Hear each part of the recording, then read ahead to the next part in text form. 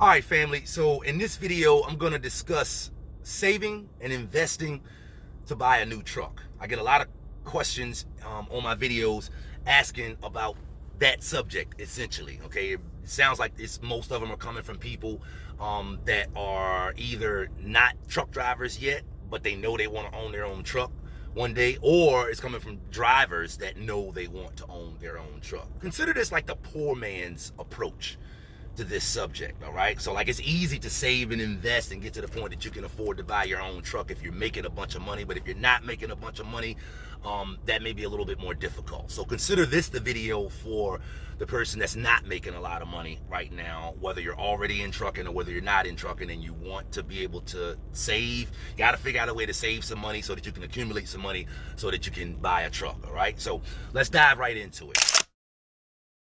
The first thing I want to get into is the idea of giving your extra dollars a job. You have to keep this in mind as I'm going through all of the bullet points that I got right here. But the idea of directing your dollars, any money that you find, any extra money that you earn, you're going to have to develop the ability to give that extra money a job. Meaning you're going to have to deliberately do something with that money. If you don't, the extra money that you find, that you earn, is gonna find a way to seep right out of your own economy, okay? So you gotta be disciplined enough to give any extra money that you're not gonna live on extra money as you find it and as you create it.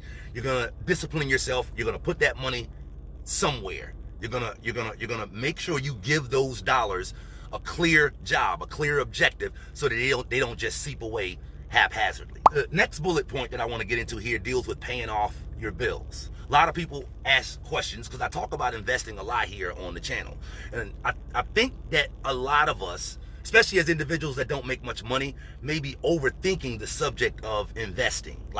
It's like we're waiting for an answer in regards to what stock to invest in or what ETF to invest in. And for people that don't have a lot of money, I don't think that investing should be that complicated, because at the end of the day, investing is about an ROI. It's about putting out a certain amount of money and what percentage return, what return you're going to get on that money that you put out, right? So if you're looking to invest in the stock market or, in a piece of real estate or whatever, which is good, stock market, real estate investment returns typically are going to be somewhere between 5 and 6% and about 15%, maybe more on a well-managed piece of real estate that you bought at the right price. But on average, we're talking about returns from typical investments that are out here in the marketplace of 5% to about 15%.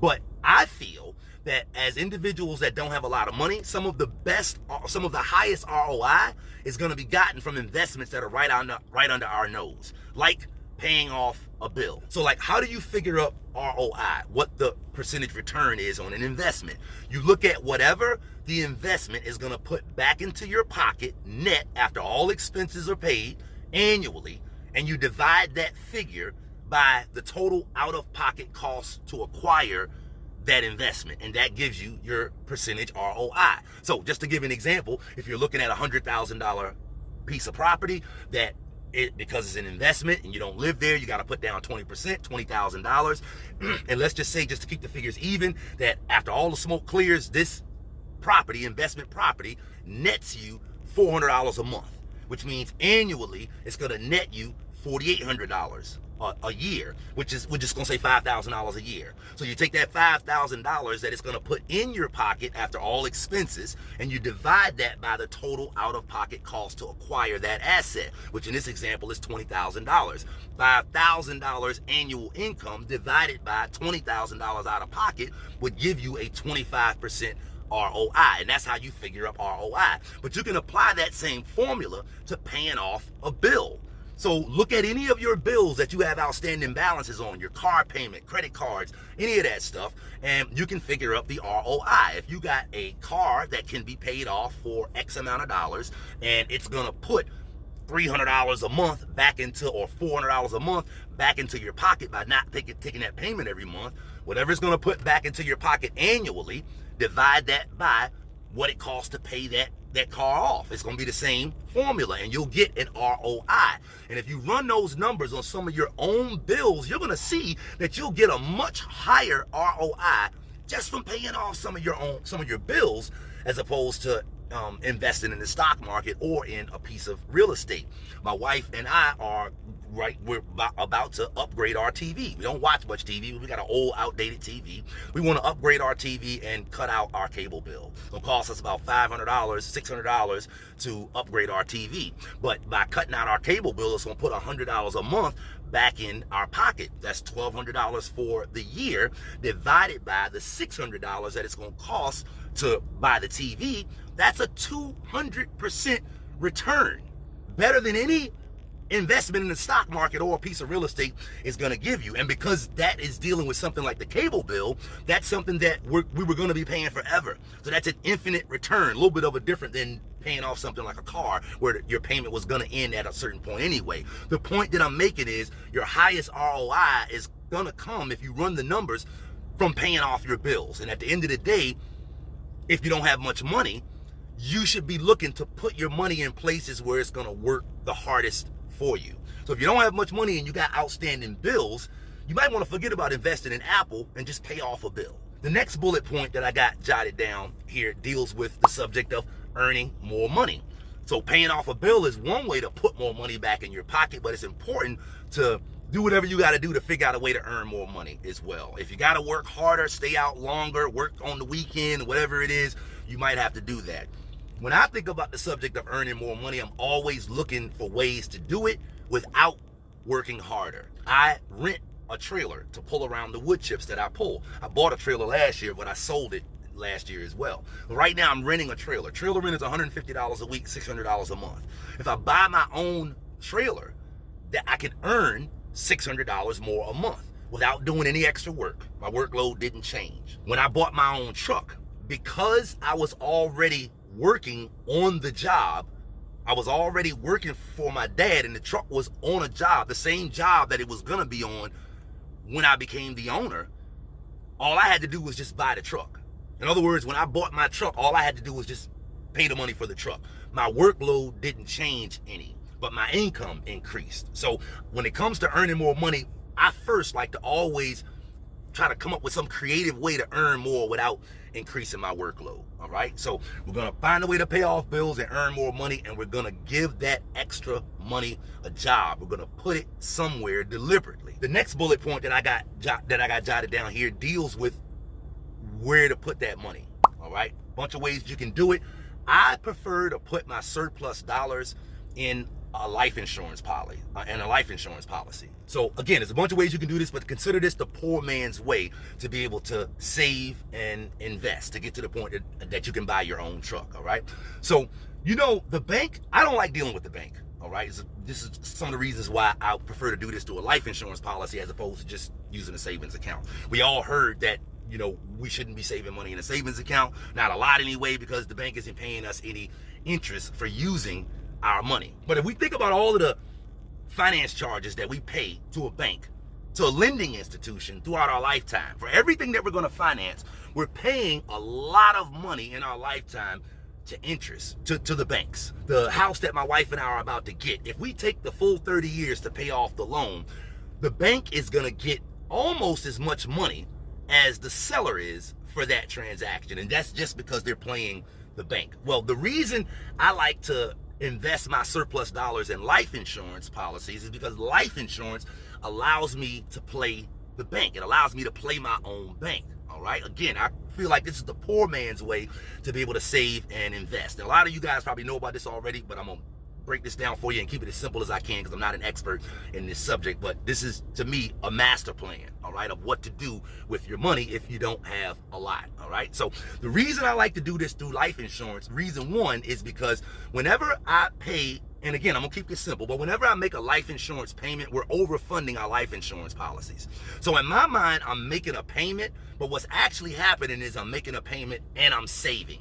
It's like forced saving, essentially, okay? Many of us will work really, really, really hard for someone else. We'll work really hard to pay off a bill, but when it comes to working hard to save money, we'll slack up sometimes, all right? But in my mind, whenever I'm making that insurance payment, I'm paying a bill, okay? But I'm actually saving when I do that. So what I'm saying is, through life insurance, it allows me to, first of all, to treat myself truly like a bill. We've heard that saying all our life. We should treat ourselves like a bill. But many times we don't treat ourselves like a bill. When I pay Dominion Power the payment and I pay that bill, and then I find myself needing money in the future, I don't go back to Dominion Power to say, hey, I need some of that money back, because I realized that I paid that money out. It's forgotten about, okay? So I treat my insurance policy kind of the same way. When I put money there, I'm saving, and it's money that's forgotten about. Hard to forget about money that's sitting right there in your savings account, okay?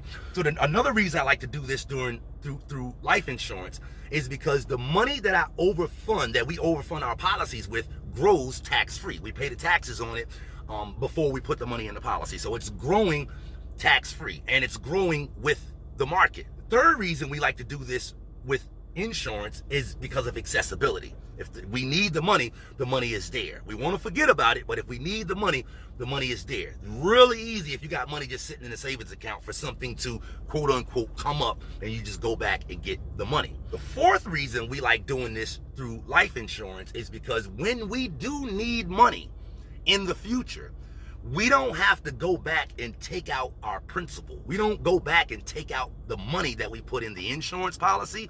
The insurance policy allows us to borrow against the money that we put in the insurance policy. So that means the money that we put in the insurance policy is unaffected. It's still sitting there growing with the market.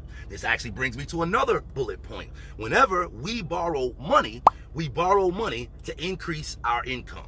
We don't borrow money to feed our consumption. So whenever we need money, we don't tap into the principal that we put in our life insurance policy. The life insurance policy allows us to borrow against our money, and then what we choose to do with that money, normally it deals with something that is going to increase our income. And it probably is not going to increase our work. I spoke about that earlier. And the extra income that money generates pays off the loan. Whenever we do borrow money from our insurance policy, we pay it back at a term of 1%. That's all we're being charged. And that interest is going to us. We're now paying interest to us. We're paying interest to us, and we're saving interest because we're able to pay for the thing.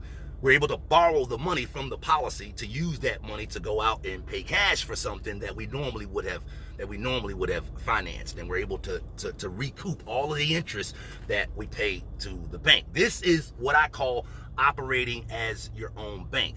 And what you got to understand is, because I see the question a lot, I want to buy my own truck, should I pay cash or should I finance? And obviously it's like, is it worth it, saving the finance charges and paying cash? Here's what you got to understand. You're always paying interest.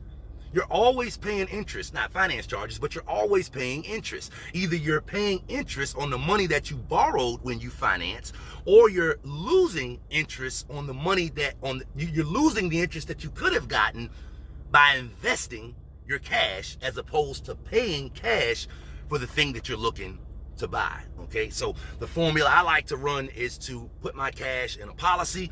When I need money, instead of using that money to buy the thing, I want to borrow money from the policy, go and buy the thing that I want, pay cash for it, save money there, and then I want to use that extra money, that extra income that money has created, to pay the loan back and increase my own lifestyle. This is the same exact thing that the bank does, if you don't know that already. The bank invests your deposits and my deposits in life insurance. You can look on the balance sheet of any bank and see that they do this same exact thing. And when they need money, they can borrow money from that life insurance policy at a dirt cheap interest rate and loan it out to me and you on a car loan at 3%, 5%, 6%, 7%. Or a mortgage at 3%, 4%, or 5%, or a credit card at 15%, 18%, 22%, 25%.